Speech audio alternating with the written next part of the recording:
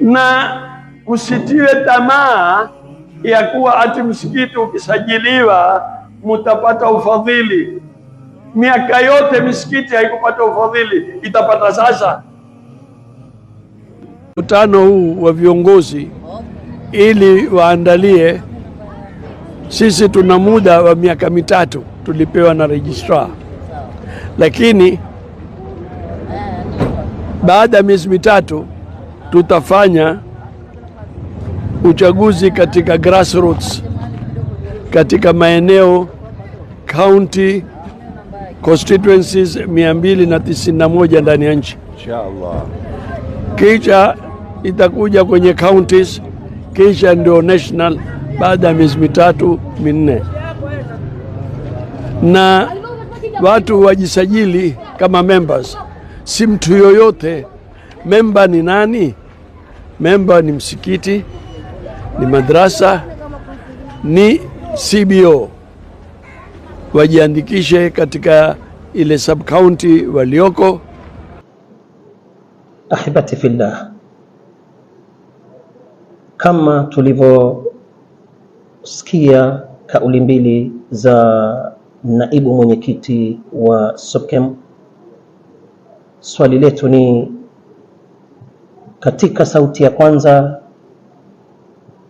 naibu mwenyekiti wa SUPKEM anahimiza Waislamu kujisajili na chama cha SUPKEM ili wawe ni wenye kushiriki katika uchaguzi ujao, na masharti ya kujiunga mojawapo na SUPKEM, huwezi jisajili wewe binafsi. Wewe kama wewe ni msikiti wako, huo msikiti mwanzo ujisajili kwa serikali, kisha ujisajili kwa SUPKEM.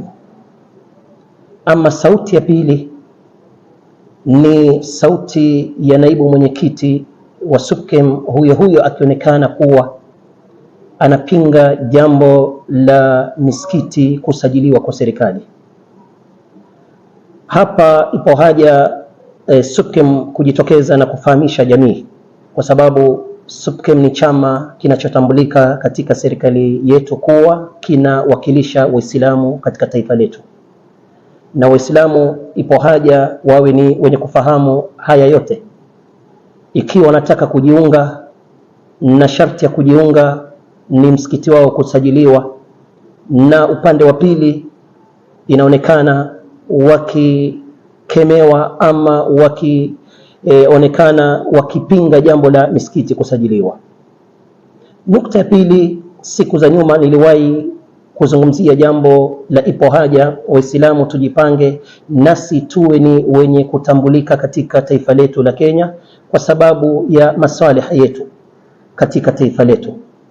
Rabbana atina fid dunya hasana, kama ilivyokuja katika Qur'an. Mwenyezi Mungu tupatie yale mazuri katika dunia yetu, wa fil akhirati hasana wa qina adhaban nar. Na hatuna taifa nyingine, hatuna nchi nyingine, nchi yetu ni hii ya Kenya. Na katika jumla au mchakato wa kujipanga na kutambulika kwa serikali ni kujisajili kwa serikali. Makusudio yangu ni tofauti kabisa na huu mswada ambao kwamba unajadiliwa.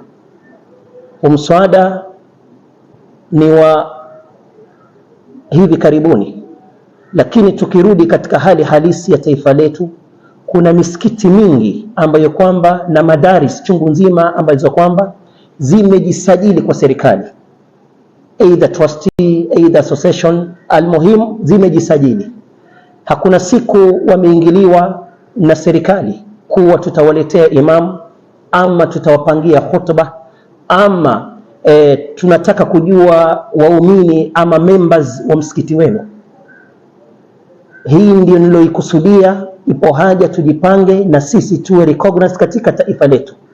Ama kuhusu mswada ambao kwamba sasa hivi unajadiliwa, na kubaliana na viongozi waliotangulia kusema, katika mswada huu kuna vipengele ambavyo kwamba vinagongana na uhuru wetu wa kikatiba wa kuabudu, na tunaona itakuwa ni maonevu katika dini yetu, hasa sisi kama jamii ya Kiislamu.